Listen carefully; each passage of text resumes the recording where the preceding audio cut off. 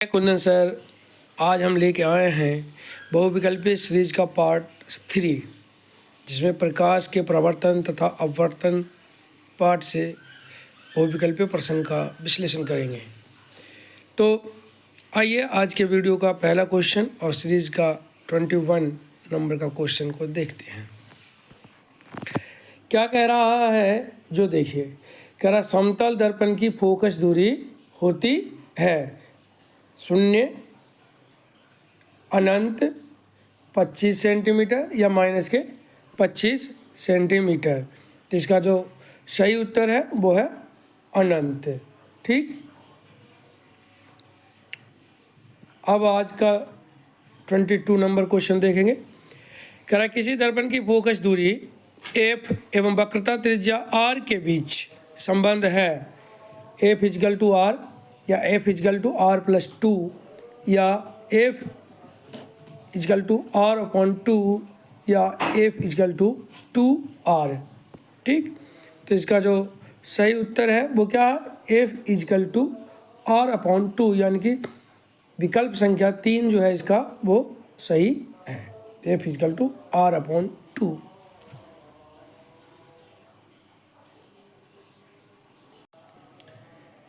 Series का 23 number का question देखेंगे। क्या कह रहा है कि किसी अवतल दर्पण द्वारा आभासी, सीधा तथा आवर्धित प्रतिबिंब बनता है। वस्तु की स्थिति होगी ध्रुव व फोकस के बीच, फोकस तथा वक्रता केंद्र के बीच, या वक्रता केंद्र पर या वक्रता केंद्र से पीछे। ठीक, तो इसका जो सही उत्तर है वो क्या है, ध्रुव व फोकस के बीच। ध्रुव व फोकस के बीच जो है वो किसी भी अवतल दर्पण का आभासी, सीधा तथा आवर्धित प्रतिबिंब बनता है। ठीक है,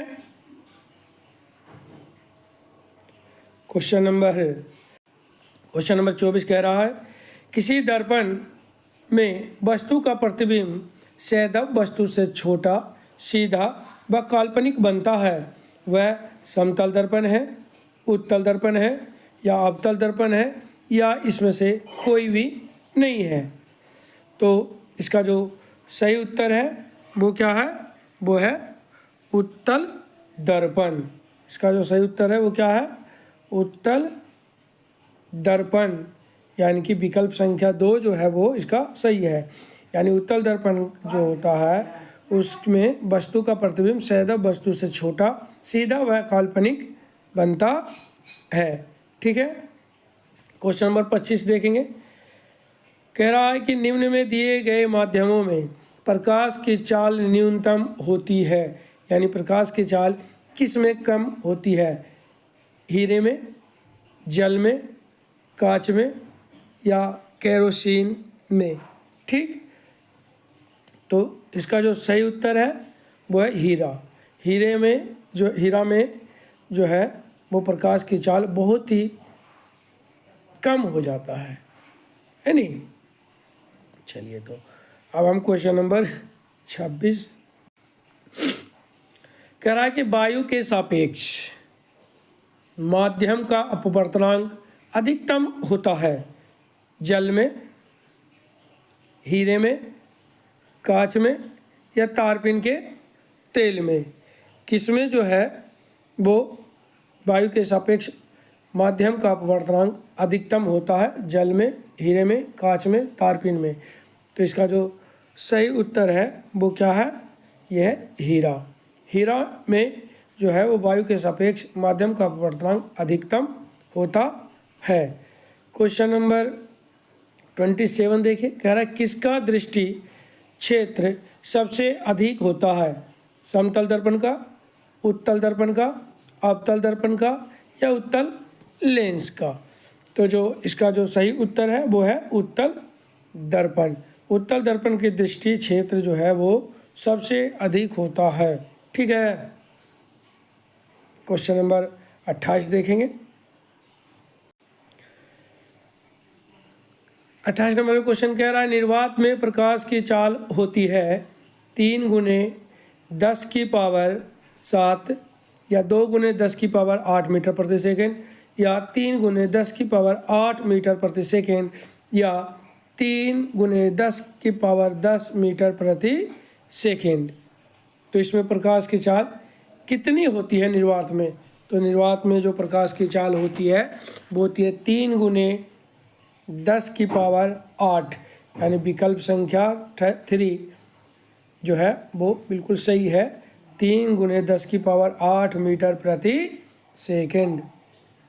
चलिए जी, अब हम क्वेश्चन नंबर 29 देखेंगे। कह रहा प्रकाश की चाल माध्यम में क्रमशः V1 तथा V2 हो तो माध्यम का अपवर्तनांक, माध्यम 1 का अपवर्तनांक माध्यम 2 के सापेक्ष होता है। कितना होता है? तो इसका जो दिया हुआ है वो है V1/V2 या V2/V1 या V1 × V2 या V1 + V2। तो इसका जो सही उत्तर है वो है पहला विकल्प जो है V1/V2 जो है इसका क्या है? सही उत्तर है। ठीक, अगला क्वेश्चन कह रहा है क्वेश्चन नंबर 13 कि एक वस्तु उत्तल लेंस के सामने 2f दूरी पर रखी है तो उसका प्रतिबिंब बनेगा, f पर बनेगा, 2f पर बनेगा, अनंत पे बनेगा या 2f व अनंत के बीच में बनेगा, है नहीं? तो इसका जो सही उत्तर है वो क्या है? इसका जो सही उत्तर है वो है 2f पर बनेगा। ठीक, अब आइए क्वेश्चन नंबर 31 देखते हैं।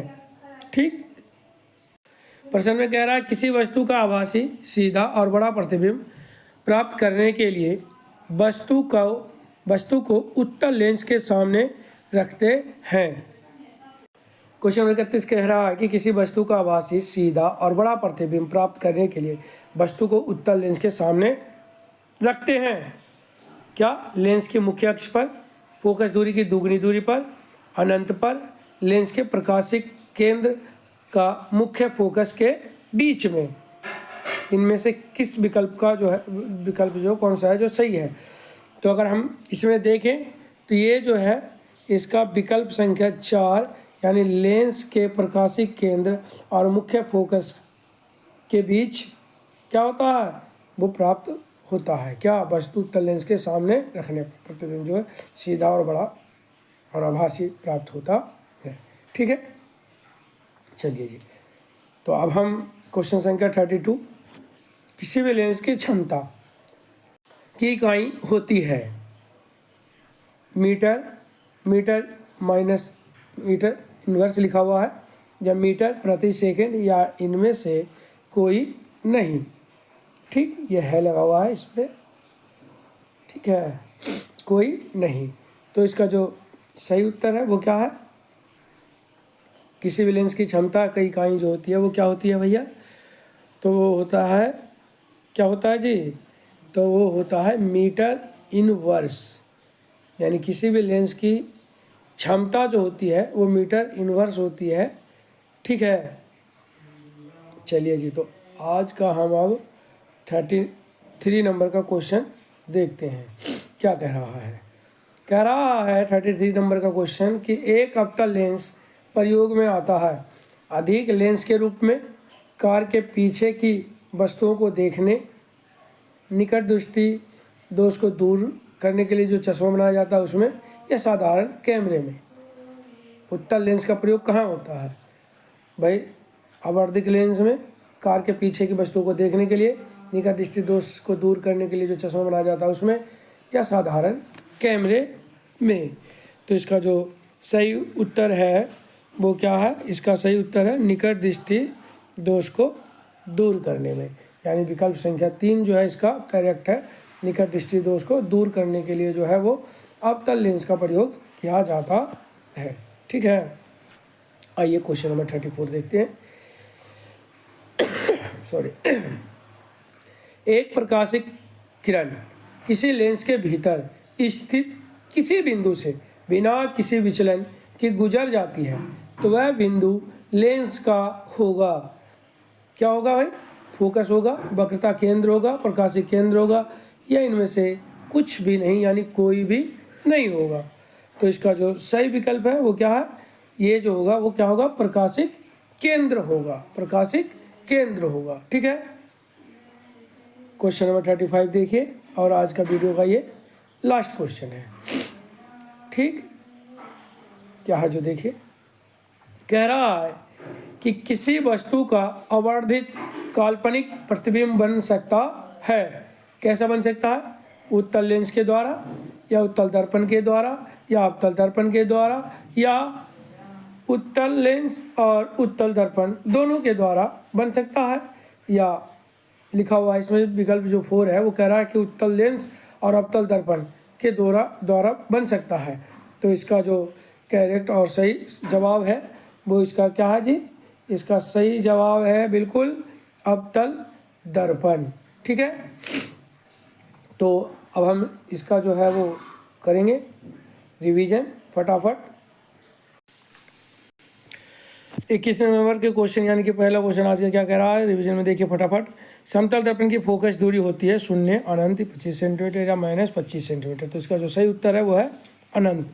ठीक, क्वेश्चन नंबर 22 देखिए, किसी दर्पण की फोकस दूरी f तथा वक्रता त्रिज्या r के बीच का संबंध क्या होता है। f = r होता है, या f = r+2 होता है, या f/r/2 होता है, या f = 2r होता है। तो इसका जो सही उत्तर है वो क्या है, f = r/2 होता है। ठीक, क्वेश्चन नंबर 23 देखिए, क्या कह रहा है, कह रहा है कि किसी अवतल दर्पण द्वारा भाषित सीधा तथा आवर्धित प्रतिबिंब बनता है, वस्तु की स्थिति कैसी होगी। ध्रुव व फोकस के बीच, फोकस तथा वक्रता केंद्र के बीच, वक्रता केंद्र पर, या वक्रता केंद्र से पीछे। ठीक, तो इसका जो सही उत्तर है वो क्या है, ध्रुव व फोकस के बीच। ठीक है, क्वेश्चन नंबर 24 देखिए, क्वेश्चन नंबर 24 क्या कह रहा है, कह रहा है कि किसी दर्पण में वस्तु का प्रतिबिंब सैद्धांतिक वस्तु से छोटा, सीधा व काल्पनिक बनता है। समतल दर्पण, उत्तल दर्पण, अवतल दर्पण, या किसी में भी नहीं। तो इसका सही उत्तर है उत्तल दर्पण। ठीक है, सही उत्तर क्या है जी, उत्तल दर्पण। ठीक है, 25 नंबर पे क्या है, निम्न में दिए गए माध्यमों में प्रकाश की चाल न्यूनतम होती है। हीरे में, जल में, कांच में, केरोसिन में। तो इसका जो सही उत्तर है वो क्या है, हीरे। हीरा में जो होता है वो प्रकाश का चाल बहुत ही कम होता है, यानी कि न्यूनतम होता है। क्वेश्चन नंबर 26 देखिए, कह रहा वायु के सापेक्ष माध्यम का अपवर्तनांक अधिकतम होता है जल में, हीरा में, कांच में, या तारपीन के तेल में। तो इसका जो सही उत्तर है वो क्या है, इसका सही उत्तर है हीरा में। हीरा में जो है वो वायु के सापेक्ष माध्यम का अपवर्तनांक अधिकतम होता है। क्वेश्चन नंबर 27 कह रहा किसका दृष्टि क्षेत्र सबसे अधिक होता है। किसका दृष्टि क्षेत्र सबसे अधिक होता है, समतल दर्पण का, उत्तल दर्पण का, अवतल दर्पण का, या उत्तल लेंस का। तो इसका जो सही उत्तर है वो है उत्तल दर्पण।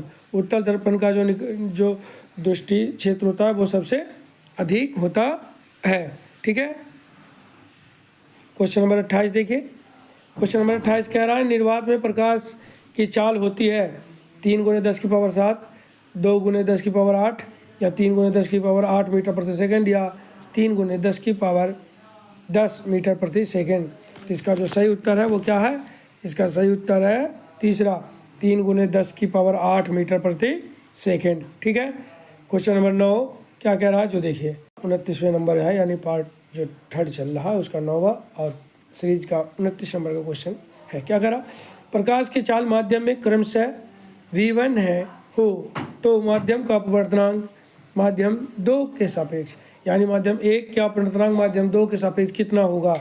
तो वो होगा v1/v2, v2/v1, या v1v2 गुना में, या v1 + v2। तो इसका जो सही उत्तर है वो क्या है, विकल्प संख्या 1 जो है इसका सही उत्तर है, और वो है v1/v2। ठीक है, क्वेश्चन नंबर 30 देखेंगे। क्वेश्चन नंबर 30 क्या कह रहा है भाई, वो कह रहा है कि एक वस्तु उत्तल लेंस के सामने 2f दूरी पर रखी है, तो उसका प्रतिबिंब कहाँ पर बनेगा, f पर बनेगा, 2f पे बनेगा, अनंत पे बनेगा, या 2f व अनंत के बीच में बनेगा। तो इसका जो सही उत्तर है वो क्या है, 2f पर बनेगा, 2f पर बनेगा। ठीक है, क्वेश्चन नंबर 31 देखिए, किसी वस्तु के आभासी सीधा और बड़ा प्रतिबिंब प्राप्त करने के लिए वस्तु का उत्तल लेंस के सामने रखते हैं तो लेंस के मुख्य अक्ष पर या फोकस दूरी की दुगनी दूरी पर या अनंत पर या लेंस के प्रकाशिक केंद्र पर। तो इसका जो सही उत्तर है वो क्या है, लेंस के प्रकाशिक केंद्र और मुख्य फोकस के बीच, यानी विकल्प संख्या 4 सही है। ठीक है, अब आइए क्वेश्चन नंबर 32 देखते हैं। कह रहा है किसी भी लेंस की क्षमता की इकाई होती है मीटर, मीटर इनवर्स या मीटर प्रति सेकंड या इनमें से कोई नहीं। तो इसका जो सही उत्तर है वो है मीटर इनवर्स। ठीक है, 33 नंबर का क्वेश्चन देखेंगे। एक अवतल लेंस का प्रयोग में आता है, एक अवतल लेंस प्रयोग में आता है आवर्धिक लेंस के रूप में, कार के पीछे की वस्तुओं को देखने के रूप में, निकट दृष्टि दोष को दूर करने के लिए या साधारण कैमरे में। तो इसका जो सही उत्तर है वो निकट दृष्टि दोष को दूर करने वाले चश्मे में लगाया जाता है। ठीक है, क्वेश्चन नंबर 34, एक प्रकाश किरण किस लेंस के भीतर एक प्रकाश की किरण किसी लेंस के भीतर स्थित किसी बिंदु से बिना किसी विचलन के गुजर जाती है तो वह बिंदु का लेंस होगा फोकस पर, वक्रता केंद्र पर, प्रकाशिक केंद्र पर या इनमें से कोई नहीं। तो इसका सही उत्तर है क्या है, इसका सही उत्तर प्रकाशिक केंद्र। प्रकाशिक केंद्र जो है इसका सही उत्तर है। ठीक है, और आज का जो है आखिरी क्वेश्चन, किसी वस्तु का आवर्धित काल्पनिक प्रतिबिंब बन सकता है उत्तल लेंस पर, उत्तल दर्पण पर या अवतल दर्पण पर या उत्तल लेंस और अवतल दर्पण पे। तो इसका जो सही उत्तर है वो क्या है, इसका सही उत्तर है अवतल दर्पण पर। ठीक है, मिलते हैं अगले वीडियो में और नए प्रश्न को लेकर। जब तक आप वीडियो को पसंद आया हो तो लाइक कर दीजिए और अगर चैनल पे नए हैं तो चैनल को सब्सक्राइब कर लीजिए और शेयर भी कर सकते हैं आप अपने मित्रों के पास। तो बने रहिए हमारे साथ और हम प्रभु से कामना करेंगे कि आप स्वस्थ रहें और वीडियो देखते रहें। जय हिंद, जय भारत।